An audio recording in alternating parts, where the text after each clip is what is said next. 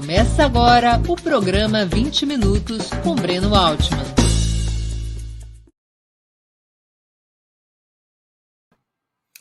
Bom dia, hoje é 12 de abril de 2022.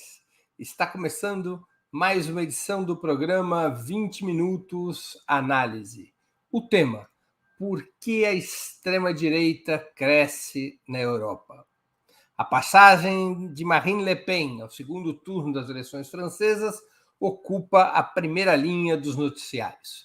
Líder do partido Reagrupamento Nacional, a antiga Frente Nacional, a candidata da extrema-direita representa a chance concreta de ascensão ao governo em uma das principais sociedades capitalistas, de uma força política estranha aos partidos da democracia liberal do pós-guerra.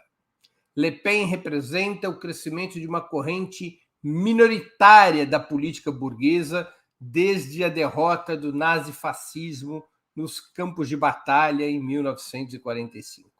Essa extrema-direita, embora marginalizada, nunca deixou de existir. A partir dos anos 90, no entanto, de forma desigual e irregular, vai conquistando certo protagonismo em países como a Itália e a França, depois se expandindo ao leste europeu e ao norte, especialmente na Alemanha. Mais recentemente, grupos extremistas também vieram a ganhar expressão em países de democracia liberal tardia, como Grécia, Espanha e Portugal, saídos de ditaduras apenas nos anos 70 do século passado.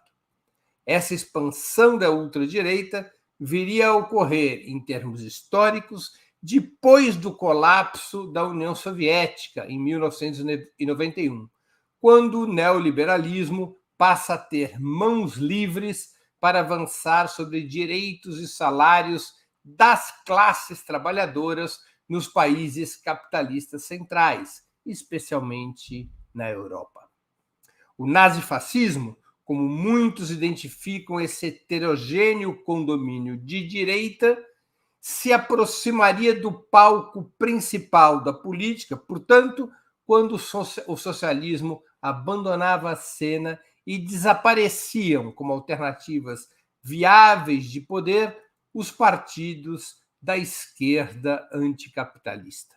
A origem, a natureza e o papel dessa extrema-direita europeia serão as questões que abordaremos na exposição de hoje. Antes de começarmos, quero pedir um pouquinho de paciência para o nosso imprescindível recado comercial. Opera Mundi é sustentada principalmente pelo apoio de seus leitores e espectadores. A sua contribuição financeira é decisiva para a nossa manutenção e desenvolvimento. Há 5 formas possíveis de contribuição. A primeira delas, você pode se tornar assinante solidário de Opera Mundi em nosso site, com uma colaboração mensal permanente. Basta acessar o endereço operamundi.com.br/apoio. Eu vou repetir, operamundi.com.br/apoio. Segunda forma de colaboração, você pode se tornar membro pagante de nosso canal no YouTube. Basta clicar na opção Seja Membro em nosso canal nessa plataforma. Está diante dos seus olhos essa opção. Clique em Seja Membro e escolha um valor em nosso cardápio de opções. Terceira forma de contribuição. Durante a transmissão de nossos vídeos, você poderá contribuir com o Super Chat ou o Super Sticker. Normalmente, apenas as perguntas acompanhadas pelo Super Chat ou feitas por membros pagantes de nosso canal no YouTube são lidas e respondidas durante os programas ao vivo. Quarta forma de contribuição. Se você estiver assistindo o programa depois da sua transmissão, nossos programas gravados, portanto, poderá contribuir com a ferramenta Valeu demais, estipulando um valor de sua vontade e possibilidade. Quinta forma de contribuição. A qualquer momento, você poderá fazer um Pix para a conta de Opera Mundi, de qualquer valor que julgue adequado. Nossa chave nessa modalidade, nossa chave no Pix é apoie@operamundi.com.br. Vou repetir, apoie@operamundi.com.br. A nossa razão social é Última Instância Editorial Limitada. Além dessas 5 formas de colaboração, lembre-se sempre de dar like, de clicar no sininho e de compartilhar nossos programas com os amigos e nos grupos nos quais participa. São ações que aumentam nossa audiência e engajamento, ampliando também nossa receita publicitária, tanto no site quanto no YouTube. Vamos ao trabalho. O Ocidente europeu, desde a Segunda Guerra Mundial, foi liderado por partidos que defendiam a democracia liberal e a economia de mercado. Todos esses partidos integrados plenamente ao sistema imperialista fundado em 1945 sob a liderança dos Estados Unidos e debaixo da bandeira do anticomunismo. Era o período da Guerra Fria. Dividiam-se esses partidos, grosso modo, em 2 braços de um mesmo corpo. A ala direita do sistema era representada pelos partidos conservadores, católicos e liberais. A ala esquerda pela social-democracia. Os dois ramos revezaram-se desde 1945 no comando dos Estados nacionais europeus e, às vezes, até formavam coalizões entre si. Ambas alas, direita e esquerda, aderiram ao programa neoliberal nos anos 80, a partir dos anos 80, expressando os interesses da burguesia europeia no relançamento da economia capitalista depois das 3 grandes crises do capitalismo, em 73, em 82 e em 87. Os ritmos de adesão ao neoliberalismo foram variados, é verdade. A direita converteu-se mais rapidamente ao novo credo. Os sociais-democratas foram mais lentos e sofreram maiores dissidências.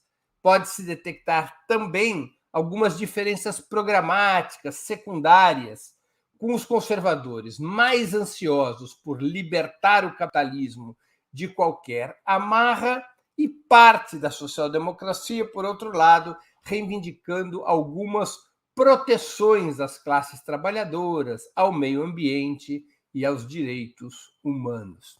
Ainda assim, os 2 blocos principais da política europeia, de um lado, conservadores, liberais democráticos, liberais conservadores, de outro lado, os sociais-democratas, os 2 blocos tinham um compromisso estratégico comum: reformar o capitalismo em favor da máxima liberdade possível do capital, eliminando as amarras que foram obrigatórias para fazer frente ao fantasma do socialismo, ao poderio da União Soviética e à força do movimento operário que se ancorava nas bandeiras e conquistas da Revolução de 1917. As reformas dos anos 80 e 90 começaram o desmonte paulatino do chamado Estado de Bem-Estar Social. Reformas essas aceleradas no século XXI. Privatizações, desregulamentações, eliminação de direitos, corte de gastos, investimentos e serviços públicos, rebaixamento dos impostos pagos pelos mais ricos e pelas empresas, ofensiva antissindical. Estas foram algumas das medidas que redefiniram a Europa nos últimos 30 anos. As consequências sociais não tardaram em aparecer e em se consolidar. Aumento brutal da concentração de renda e riqueza, queda da renda e do emprego, associada ao corte de pensões, com declínio relativo do mercado interno de massas, precarização do trabalho, rebaixamento da oferta e da qualidade dos serviços públicos.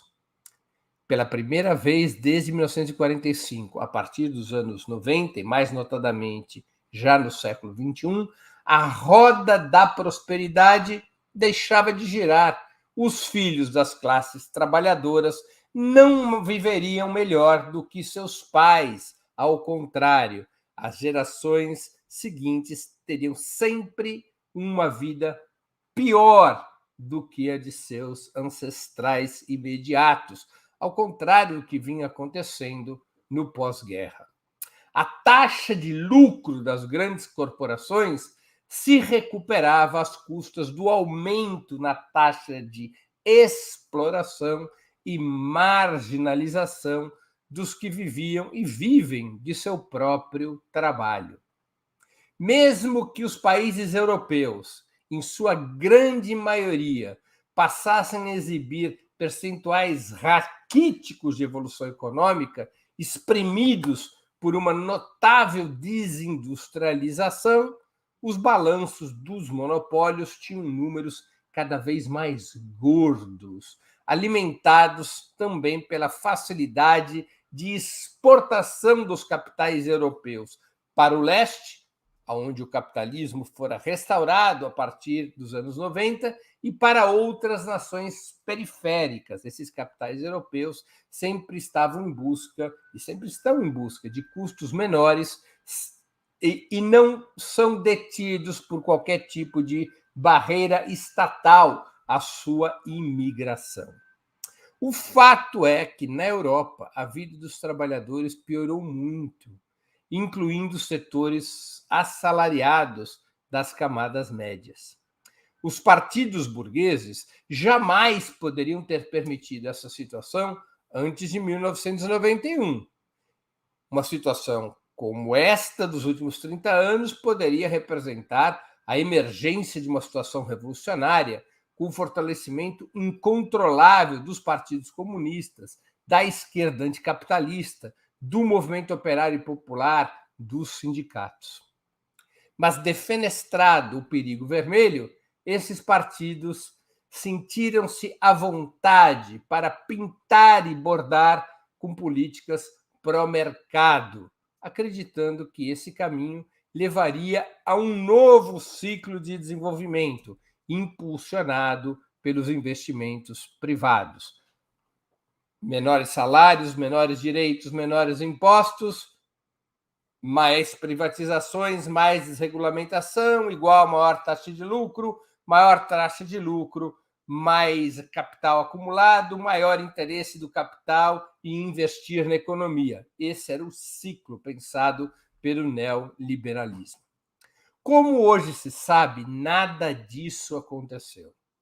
A burguesia europeia se deu muito bem, claro, mas o crescimento econômico foi pífio e a regressão social calamitosa. Criou-se, assim, a base material para o surgimento de uma corrente antissistema, mas não de esquerda.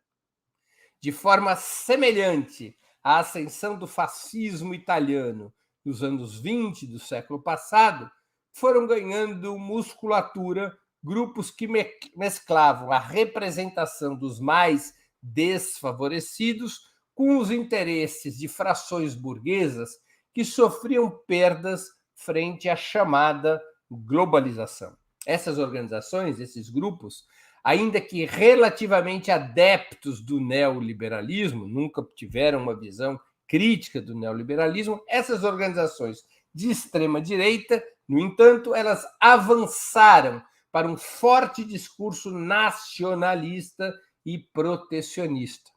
Não apresentavam, é óbvio, mas é importante registrar outra vez mais, não apresentavam uma alternativa anticapitalista, mas passavam a expressar os interesses, tanto entre os trabalhadores quanto nas camadas médias e na burguesia mais tradicional, especialmente agrária, passavam a representar os interesses de quem era prejudicado pela abertura das fronteiras econômicas e sociais, pela chamada globalização. A Frente Nacional, vejam como o nome da organização, o primeiro nome da organização liderada por Marine Le Pen traz essa marca nacionalista. A Frente Nacional, precursora do reagrupamento nacional, o atual partido de Marine Le Pen, é um caso exemplar dessa trajetória. Para os trabalhadores e os assalariados em geral, um discurso xenófobo e racista contra os imigrantes, responsabilizados por supostamente roubarem empregos e salários das famílias francesas, além de abarrotarem os serviços públicos e provocarem sua deterioração. Do ponto de vista cultural e religioso, uma narrativa de que a identidade cultural e católica da França estava sendo conspurcada. Não à toa, olha só, pessoal, o símbolo mor da Frente Nacional ao ser fundada era Joana d'Arc, uma heroína da Guerra dos 100 Anos, travada entre ingleses e franceses, de origem camponesa e santificada pelo Vaticano. Era um símbolo que cruzava simultaneamente religião, origem agrária e nacionalismo francês. Para a pequena e a média burguesia, o discurso da Frente Nacional, depois Reagrupamento Nacional, para esta pequena e média burguesia, particularmente a do campo, uma peroração sobre os riscos que sofria a agricultura francesa frente à desregulamentação comercial. Era a crítica de que o esforço da França para abrir mercados aos seus produtos industriais acabava tendo como contrapartida abrir o mercado francês para exportação de produtos agrícolas da América Latina, da Ásia, da África e até mesmo de outros países da própria Europa, levando prejuízos a esta pequena e média burguesia agrária. Lembremos que a estrutura agrária francesa não é a de latifúndios, é de pequenas e médias propriedades, o que faz com que a França tenha um número bastante importante de pequenos e médios burgueses agrícolas, que têm um peso relativamente forte na política francesa.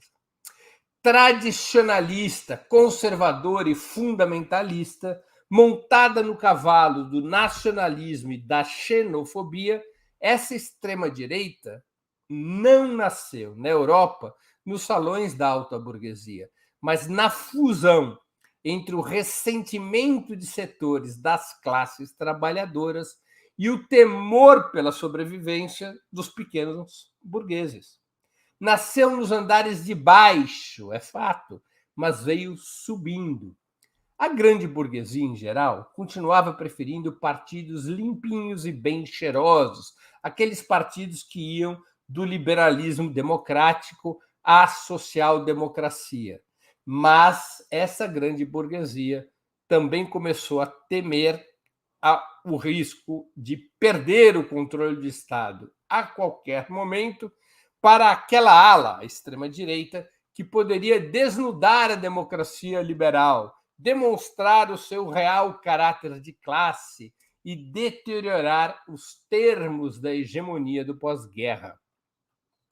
Mas era visível, no entanto, que os velhos partidos burgueses, a direita e a esquerda, perdiam influência junto aos setores entre os quais crescia a extrema-direita. O movimento a seguir por esses partidos burgueses tradicionais era previsível.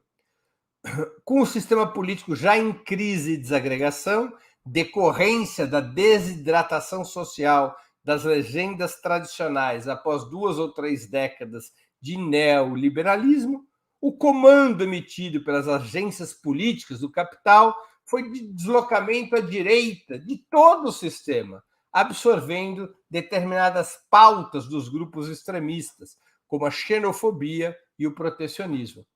Ao mesmo tempo em que se moviam à direita, recauchutando o neoliberalismo através do amálgama com uma dose controlada de nacionalismo, os velhos partidos burgueses, ainda que reduzindo fortemente a distância programática que os separava da extrema-direita, esses partidos burgueses continuaram a ter, na maioria das vezes, um discurso de confrontação contra essa corrente, contra a extrema-direita, para impedir que ela tomasse o seu espaço. Um velho truque, sempre exercido pela burguesia europeia no pós-guerra.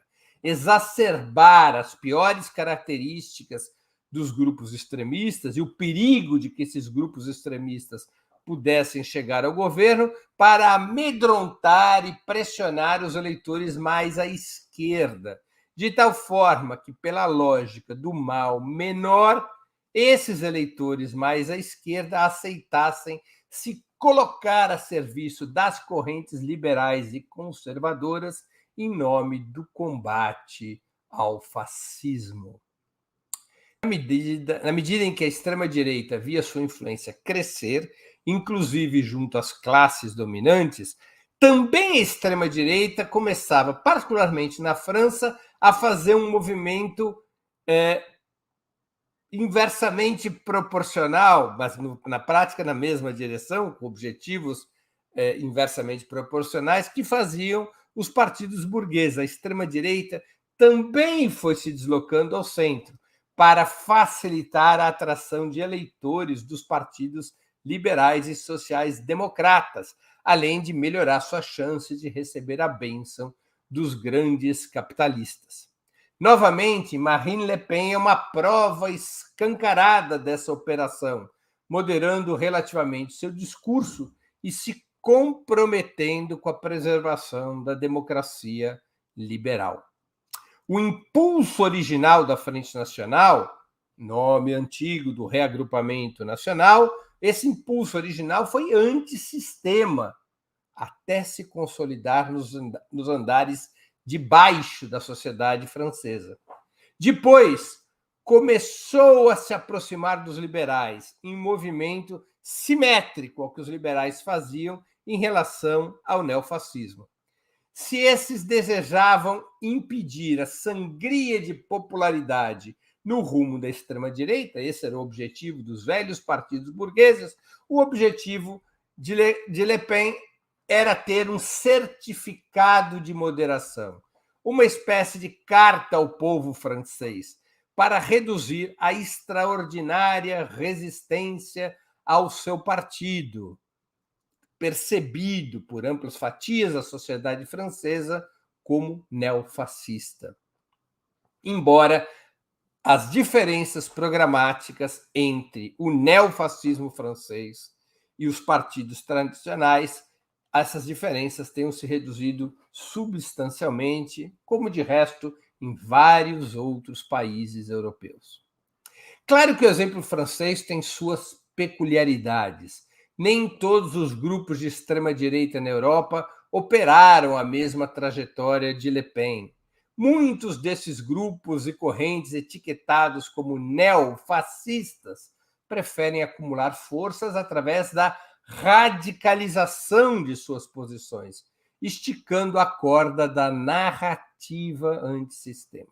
Aliás, o giro da líder francesa, o giro ao centro da líder francesa, trouxe-lhe uma dupla dor de cabeça, que ela soube conduzir com razoável perícia. A primeira dor de cabeça foi o surgimento de uma dissidência ainda mais extremista na França, puxada por Éric Zemmour, que terminou com 7,1% dos votos no primeiro turno. Essa foi a primeira dor de cabeça de Le Pen.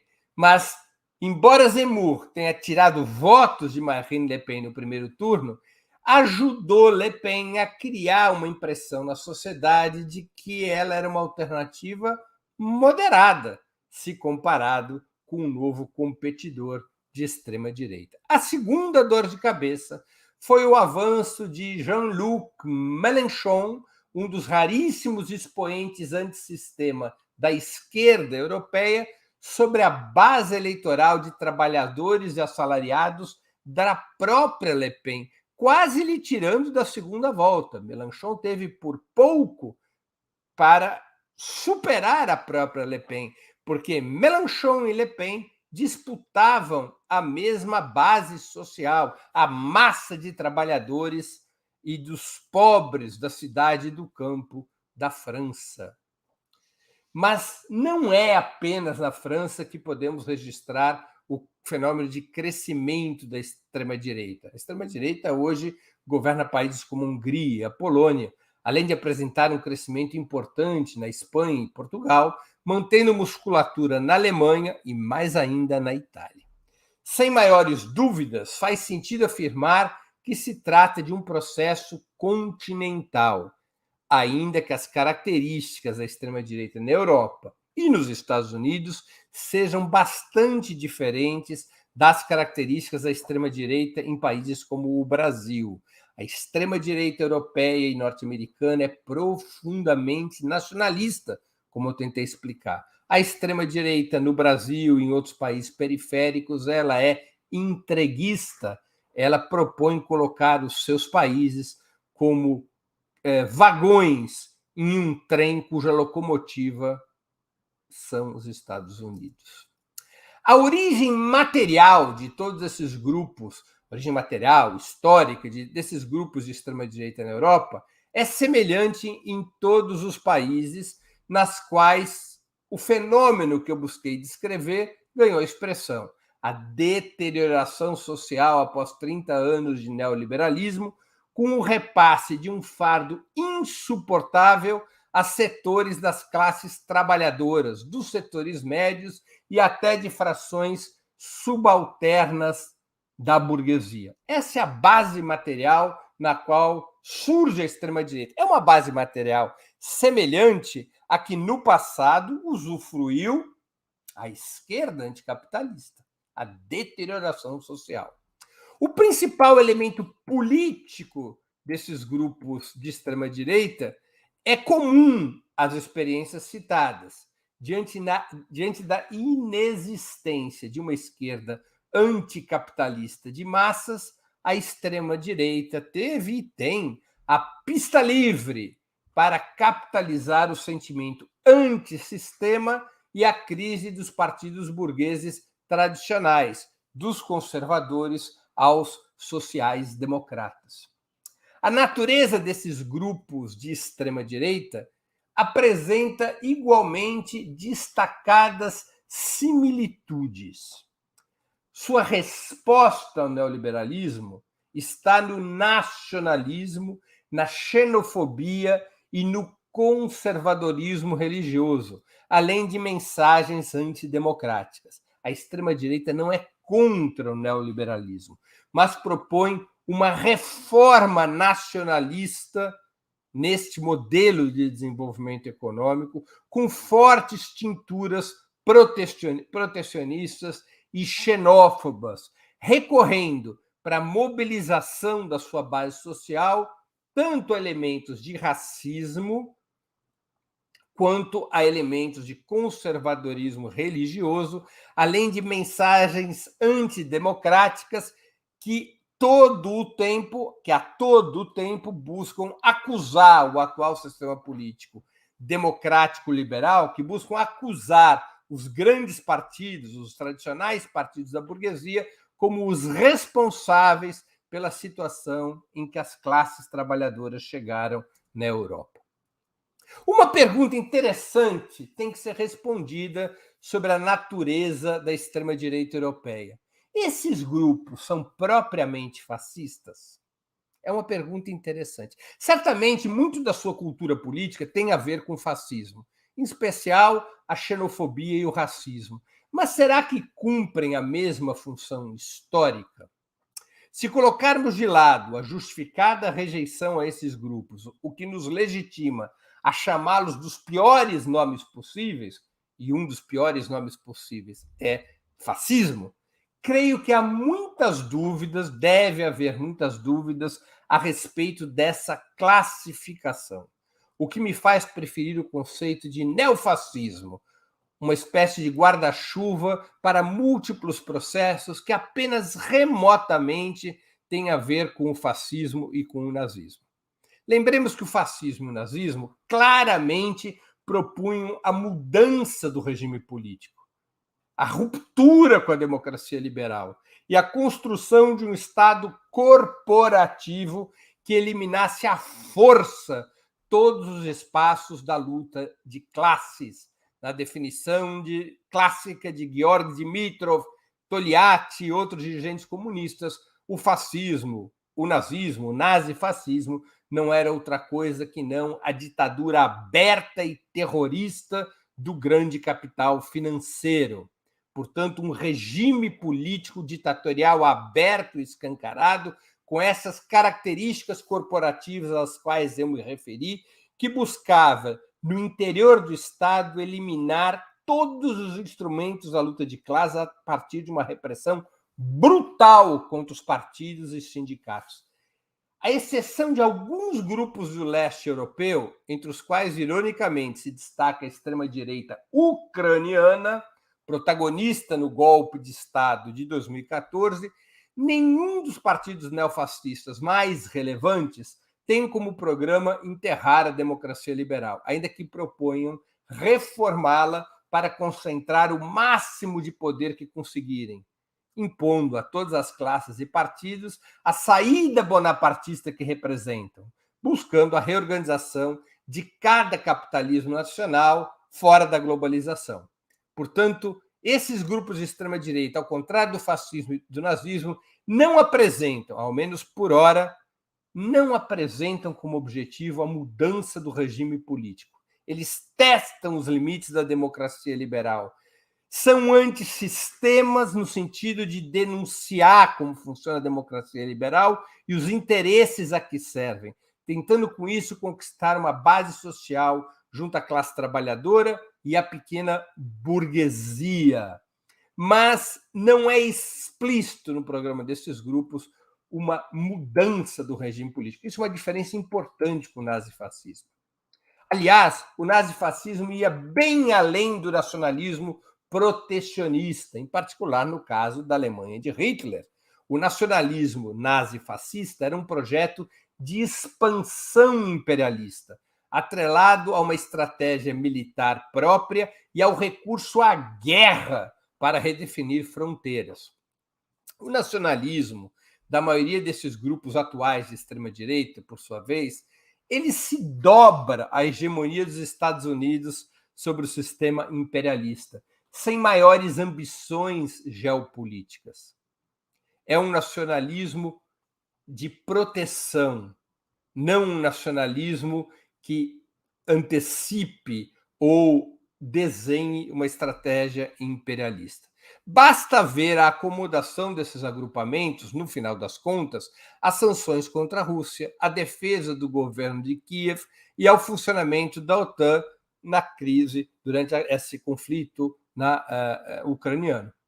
É muito claro que esses grupos todos, que pareciam ter uma proximidade maior com a Rússia, incluindo Orbán na Hungria, o Le Pen na França, entre outros grupos, como todos esses grupos deram seu aval às sanções norte-americanas e europeias contra a Rússia, mantiveram-se leais e solidárias às decisões, esses grupos mantiveram-se leais e solidários às decisões da OTAN, enfim, não abriram qualquer tipo de dissidência com a orientação emanada da Casa Branca. Claro que há diferenças de abordagem, aliás, há diferenças de abordagem mesmo entre grupos de extrema-direita. O húngaro Viktor Orbán, por exemplo, é mais amistoso com Moscou do que o presidente polonês Andrzej Duda. Não há, porém, nenhuma evidência substanciosa de que a extrema-direita europeia deseja abrir qualquer contencioso mais sério com a Casa Branca, muito menos romper com o sistema imperialista tutelado pelos Estados Unidos. Por fim, teríamos que analisar o comportamento da esquerda europeia frente ao crescimento da extrema-direita. Não é razoável pensar que o neofascismo possa ser derrotado sem a superação do neoliberalismo, cuja dinâmica orgânica, como tentei demonstrar, é que alimenta a extrema-direita. Lutar de forma consequente contra o neoliberalismo, por outro lado, exige a recriação de uma esquerda anticapitalista, antiimperialista e anticolonial de massas. Por ora, são raros os núcleos políticos que apontam nessa direção. O único que tem efetivo protagonismo é o liderado por Jean-Luc Mélenchon, com suas virtudes e contradições. Mas o chão está se movendo sob nossos pés. A história voltou a se acelerar nos últimos anos. Vamos ver o que nos espera nas próximas esquinas. Muito obrigado pela atenção. Antes de continuarmos, aproveito para pedir novamente que vocês contribuam financeiramente com Opera Mundi.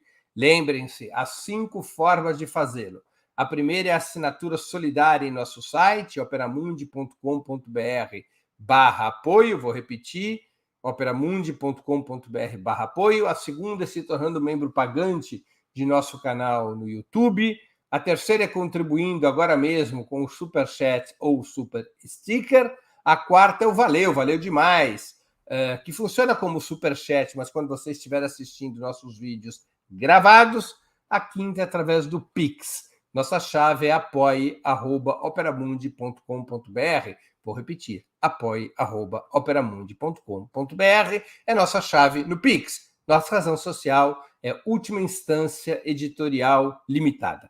Quero também informar que estamos com uma promoção especial para quem fizer uma assinatura anual de Opera Mundi ou uma assinatura mensal com valor mínimo de R$ 48.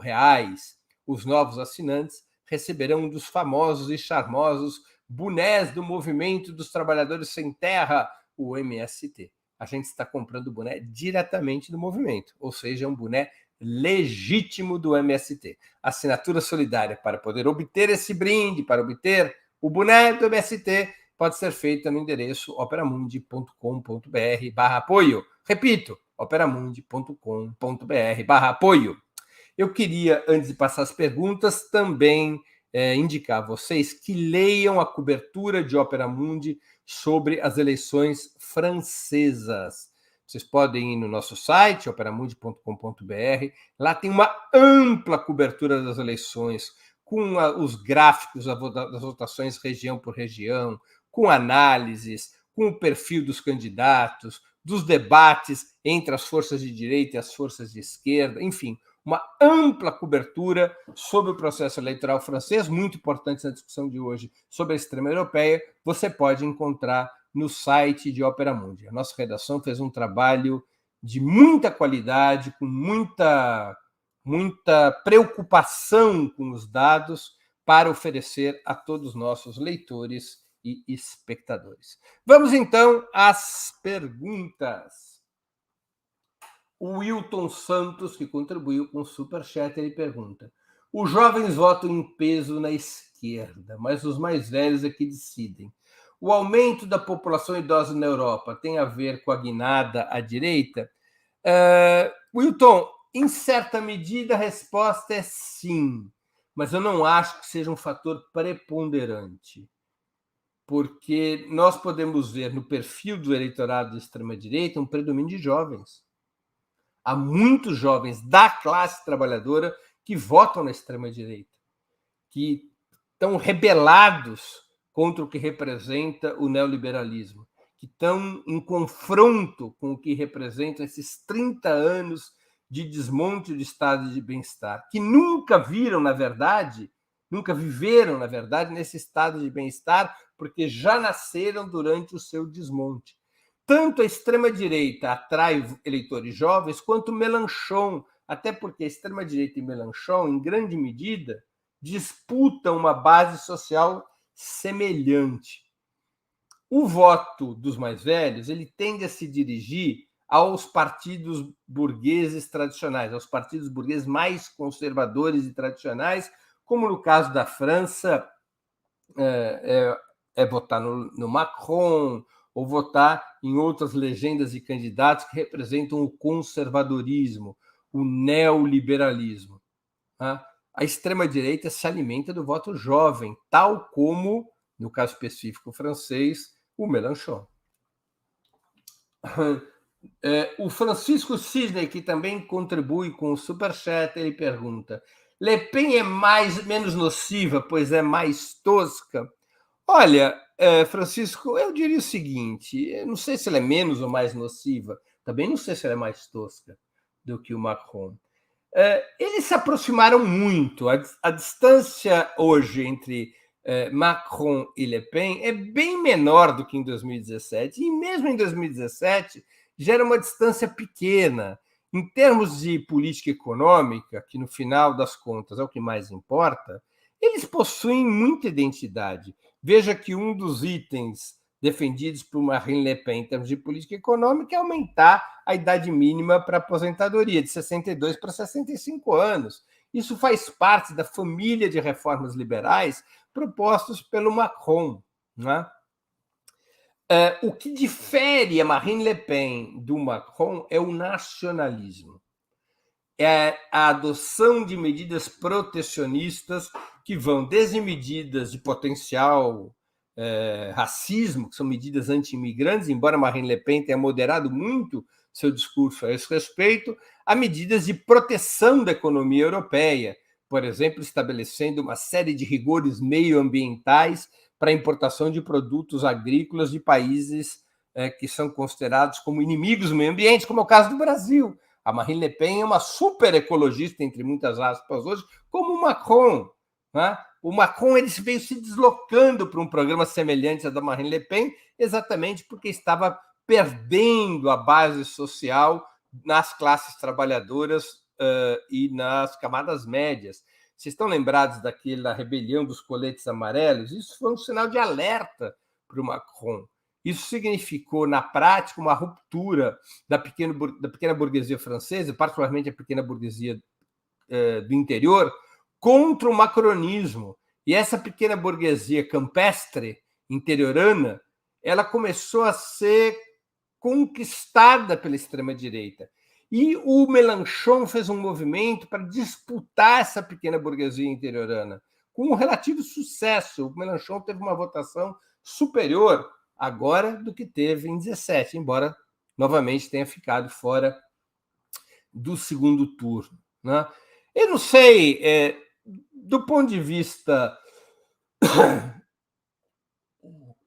dos franceses, Le Pen significa um risco de um Estado mais autoritário. Isso não se pode negar. Embora o reagrupamento nacional não tenha como programa a mudança de regime político, não tenha como objetivo, ao menos explícito, a constituição de uma ditadura aberta na sociedade francesa, a Marine Le Pen significa potencialmente maiores riscos do que Macron. Mas, do ponto de vista econômico, Macron é mais perigoso que a Marine Le Pen para os próprios franceses, porque o Macron significa o neoliberalismo a todo vapor, sem aquelas contraposições que a Marine Le Pen sugere. Do ponto de vista internacional, Macron significa a estabilidade da União Europeia e, portanto, da OTAN. A vitória de Marine Le Pen significa uma crise na União Europeia e na OTAN. Feitas as contas, eu diria que os dois personagens representam alas próximas demais para que a esquerda faça qualquer cavalo de batalha de um contra o outro. Creio que a posição do Mélenchon de 2017 de não apoiar nenhum candidato no segundo turno seria mais sábia ainda hoje. O Mélenchon mudou um pouco sua posição. Qual é a posição que ele tem hoje? Nenhum voto em Marine Le Pen. Isso significa dizer que ele orienta seus eleitores a votar ou no Macron, ou nulo, ou se abster. Ele dá uma gama de opções para os seus eleitores. Uma pesquisa recente, feita ainda na segunda-feira, primeiro dia depois do primeiro turno, deu que 44%, a pesquisa Ipsos, se eu não me engano, os franceses lá chamam Ipsos, a pesquisa Ipsos deu que 44% dos eleitores de Mélenchon votam nulo. 23% votam na Marine Le Pen. Deixa eu ver se aqui está o mapinha dessa pesquisa. Mélenchon, não, perdão. 30% votam em Marine Le Pen, 36% não informou, ou seja, provavelmente não vota em nenhum dos dois, e 34% votam no Macron. Essa é, vamos dizer assim, o universo de votos do Mélenchon que está na tela de vocês. Há uma outra pesquisa, porque acho que essa não é do Ipsos. O Ipsos é um pouquinho diferente, mas mais ou menos mostrando que grande parte do eleitorado de Mélenchon não vota no Macron de jeito nenhum. se for feito por estratos sociais, 70% dos eleitores do Mélenchon que recebem menos de 3 salários mínimos ou votam nulo ou votam na Marine Le Pen. Tamanho ódio na classe trabalhadora, em especial na juventude da classe trabalhadora, contra o Macron. Não creio que fizesse qualquer sentido o Mélenchon queimar suas pontes junto ao seu eleitorado para apoiar o Macron. Não faz qualquer sentido. Lembremos que em 2017 o Mélenchon organizou um referendo na sua coalizão do France Insoumise, e 65% dos consultados disseram preferir o voto nulo. E Mélenchon não apoiou nem Macron, nem Le Pen. Provavelmente, se fizesse uma consulta agora, ao que indicam as pesquisas, obteria o mesmo resultado. Ou seja, uma orientação, um desejo das bases de Mélenchon de que ele não apoie nenhum dos dois. Que ambos significam uma continuidade, essa é a palavra certa, uma continuidade das ações predadoras do capital contra a classe trabalhadora francesa, contra os seus direitos sociais, contra os seus direitos civis, contra os direitos dos imigrantes e contra a própria democracia. Macron não é nenhuma Brastemp, basta ver o índice de repressão, a violência da repressão macronista contra as manifestações populares e sindicais na França. Basta ver o comportamento racista e xenófobo do aparato policial francês.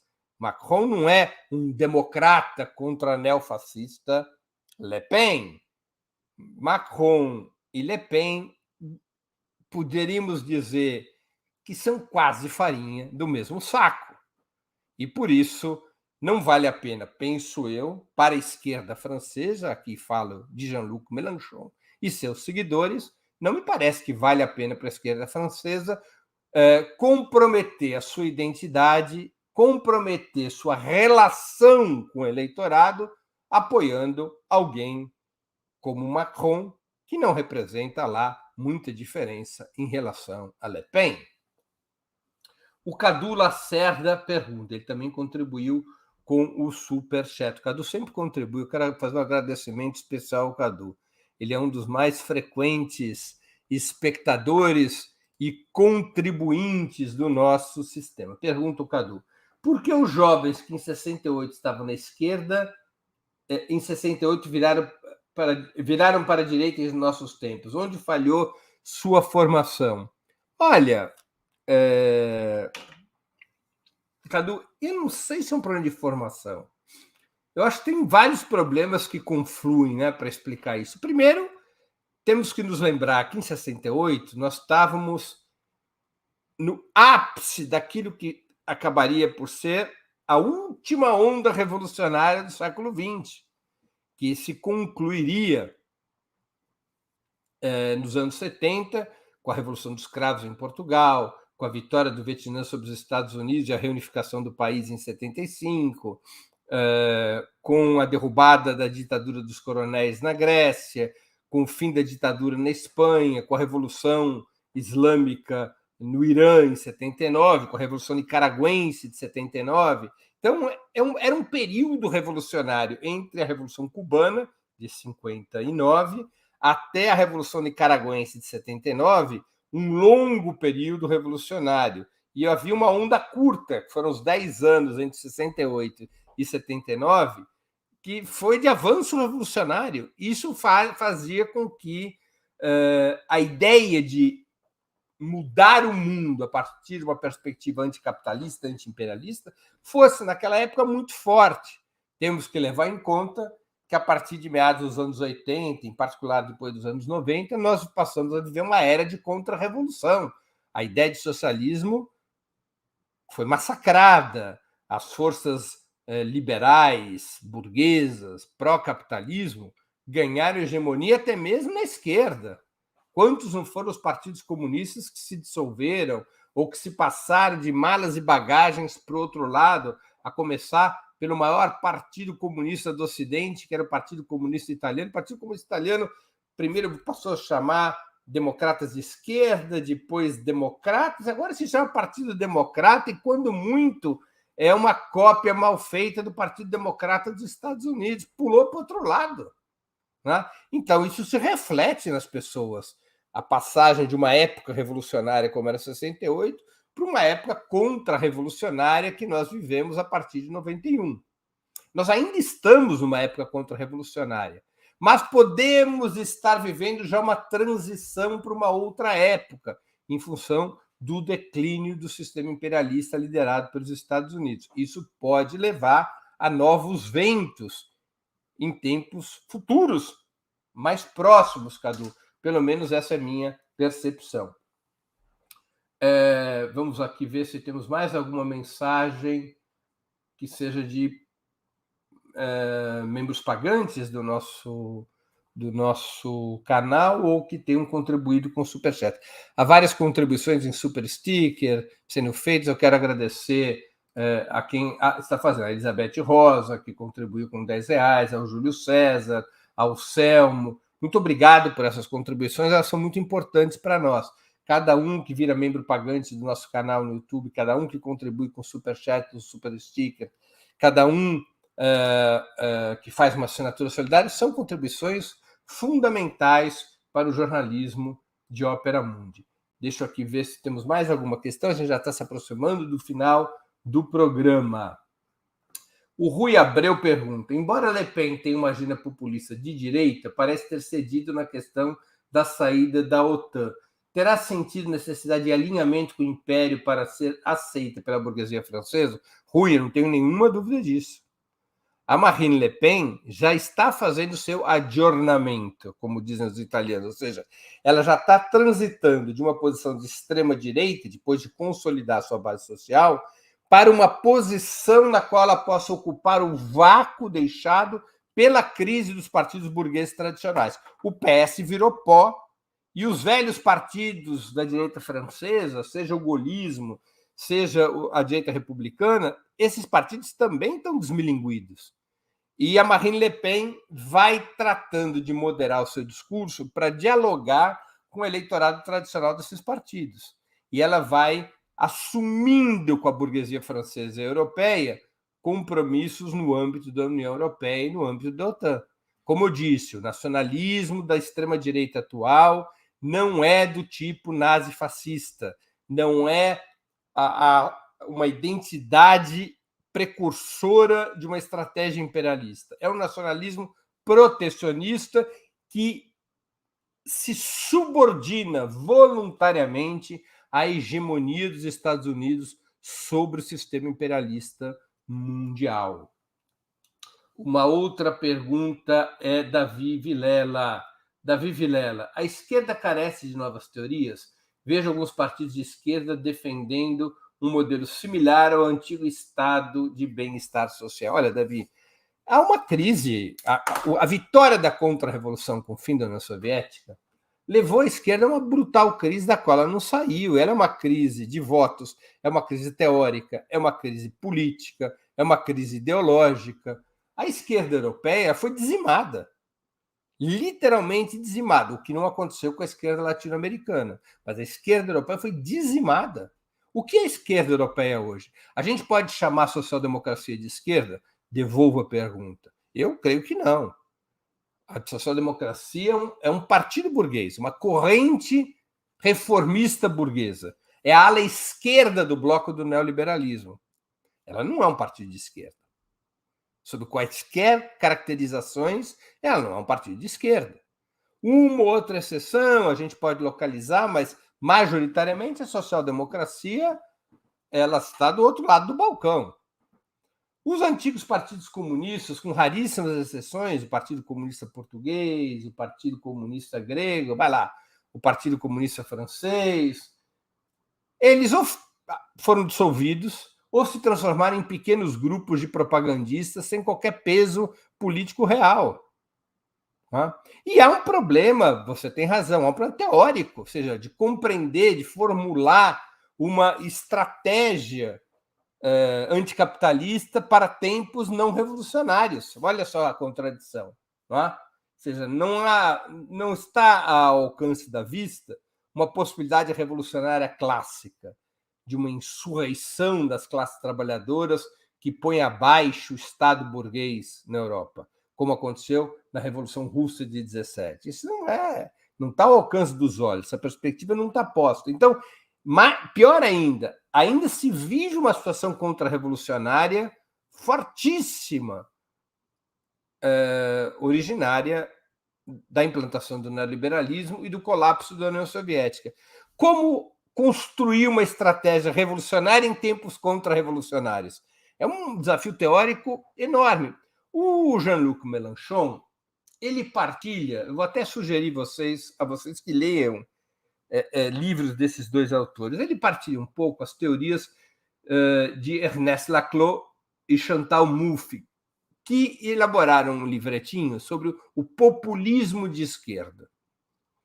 Uma teoria política, o populismo de esquerda. Ele parte, eu até vou pedir para a produção, enquanto aqui vou explicando o que é o populismo de esquerda, se dá para subir a capinha do livro da Chantal Mouffe sobre populismo de esquerda, que aqui no Brasil foi editado pela Autonomia Literária. Qual é a ideia do populismo de esquerda? Que não dá para repetir o modelo revolucionário russo, ou chinês, ou cubano, atualmente, que é necessário construir uma estratégia anticapitalista por dentro do Estado burguês, por dentro da democracia liberal.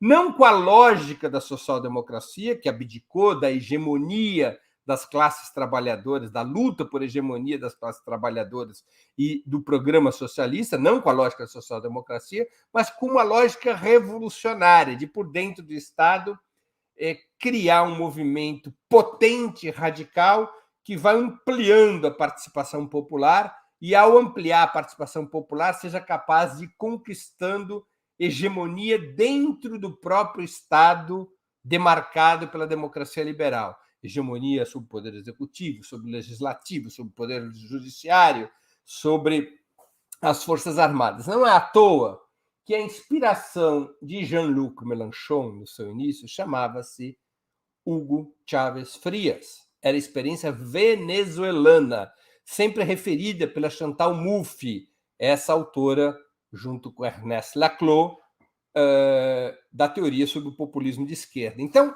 é uma tentativa teórica, está aqui, por um populismo de esquerda, da Chantal Mouffe, editado pela Autonomia Literária. É um livrinho muito interessante, não precisa concordar com ele, mas é importante ler porque é um esforço teórico de construir uma estratégia que não é nem a capitulação da social-democracia, nem a perspectiva insurreicionalista do século XX.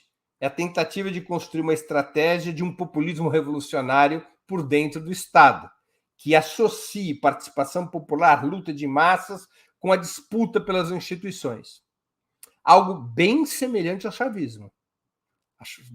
Se vocês lerem esse livro ou lerem entrevistas da Chantal Mouffe, ela está viva ainda, o Ernest Laclau já faleceu, vocês verão que é o tempo todo a Chantal Mouffe ela se refere ao Chaves, e mesmo ao Maduro, se refere ao chavismo como expressão do que ela identifica como populismo de esquerda. Positivamente ela usa esse termo, ou seja, usa esse termo para caracterizar uma estratégia revolucionária em tempos contra-revolucionários. Vamos aqui a uma última pergunta antes de encerrar. O Aníbal Fontoura pergunta: a fragmentação excessiva da esquerda não contribuiria para isso, para a ascensão da extrema-direita? O senhor Correia também. Por que a extrema-esquerda está caindo? Olha, no que diz respeito à eleição francesa, ela não está caindo. Jean-Luc Mélenchon teve, em 2022, um resultado melhor que 2017. Só que o Jean-Luc Mélenchon ele fez um giro político para tentar disputar o voto daquela pequena burguesia que se rebelou no episódio dos coletes amarelos. Qual foi o movimento do Jean-Luc Mélenchon? Ele rompeu com a ideia de frente de partidos, com a ideia de frente partidária. Ele não quis fazer nenhuma aliança com o PC francês, com os ecologistas, nada disso. Ele quis criar um movimento que não tivesse características partidistas, com isso se aproximando da linguagem dos coletes amarelos, um movimento que fosse anti-neoliberal, mas que não fosse um movimento explicitamente de esquerda, um movimento anti-neoliberal que pudesse incluir gente de quaisquer tipos de identidade ideológica, desde que fosse contra o neoliberalismo. Com isso, Mélenchon tentava, repito, disputar o voto da pequena burguesia que esteve nas ruas e nos bloqueios no período dos coletes amarelos, e Jean-Luc Mélenchon tentava disputar com a Marine Le Pen setores da classe trabalhadora, dos setores mais pobres da França e mais rebelados contra o neoliberalismo, mas que ainda sofrem, ainda têm o legado do anticomunismo, que ainda são muito afetados pelo anticomunismo. Vejam a campanha do Mélenchon, ela não tem bandeiras vermelhas. Os discursos de Mélenchon não reivindicam a tradição de esquerda na campanha desse ano. É um potente discurso contra o neoliberalismo, é um potente discurso de refundação do Estado francês. Novamente, Mélenchon, nas eleições desse ano, ele abraça uma tese cara ao chavismo, que é a convocação de uma constituinte que refunde o Estado francês, que ponha fim à Quinta República Francesa e cria um novo sistema político. Jean-Luc Mélenchon assume um importante discurso, um compromisso muito claro de retirada da França da OTAN, no caso de Vitória, foi o único candidato competitivo que propôs isso, retirar a França da OTAN, no caso de Vitória. Então, é um giro político, uma reconfiguração da esquerda para disputar as eleições desse ano, que levou a uma fragmentação, porque deixou de fora o PCF, deixou de fora outros agrupamentos de esquerda. Alguns fazem a seguinte análise: se estivesse junto com o PCF e com o PV, ia para o segundo turno. É uma análise precipitada. É pura aritmética. E política não é a mesma coisa que aritmética. Porque se tivesse o PCF e o PV numa mesma aliança, configurando a frente de esquerda que disputou 2017, o Mélenchon talvez não tivesse as mesmas condições que teve para disputar o voto da pequena burguesia que se rebelou no episódio dos coletes amarelos. Essa pequena burguesia poderia olhar essa frente de esquerda e dizer: isso aqui não me convém, eu não gosto dessas bandeiras vermelhas, eu não gosto dessa tradição política desses partidos, eu vou tentar uma coisa nova com a Marine Le Pen. Podia acontecer isso. Mélenchon fez um reposicionamento para poder conquistar estes votos da pequena burguesia e de setores das classes trabalhadoras envolvidos no episódio dos coletes amarelos. Então, há que se levar em conta também isto, né? Então, há uma fragmentação? Sim, há uma fragmentação. Agora, não sei, por outro lado, se não houvesse essa fragmentação, se teria sido possível passar para o segundo turno, se Mélenchon não teria perdido mais votos do que ganhado. Não dá para saber isso, não existe prova contrafactual na história, né? Nem na política. Mas não caiamos em precipitações a esse respeito. Pessoal, com isso eu concluo o programa de hoje. A gente já passou de 1 hora de duração. Eu recomendo fortemente que vocês leiam a cobertura de Opera Mundi sobre as eleições francesas, tanto o que ocorreu em primeiro turno, quanto a cobertura até o segundo turno, que será disputado em 24 de abril. Esse é um tema muito importante, a evolução da extrema-direita, é algo que nós temos que acompanhar aqui no Brasil, e essa cobertura da Opera Mundi ela é muito importante para que a gente possa ter informações a esse respeito.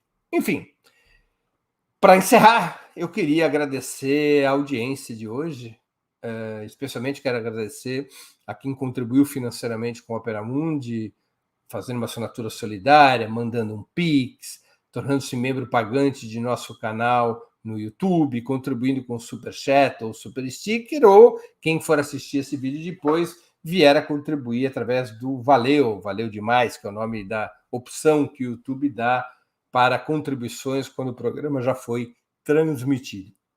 Vocês sabem que sem a ajuda de vocês, nosso trabalho não seria possível e não faria sentido. Um grande abraço a todos e a todas. Para assistir novamente esse programa e a outras edições dos programas 20 Minutos, se inscreva no canal do Opera Mundi no YouTube. Curta e compartilhe nossos vídeos, deixe seus comentários. O jornalismo de Opera Mundi é mantido com o seu apoio. Faça uma assinatura solidária em www.operamundi.com.br. Com um pequeno valor mensal, você nos ajuda no desenvolvimento de um jornalismo independente e de qualidade. Obrigado pela audiência e até a próxima.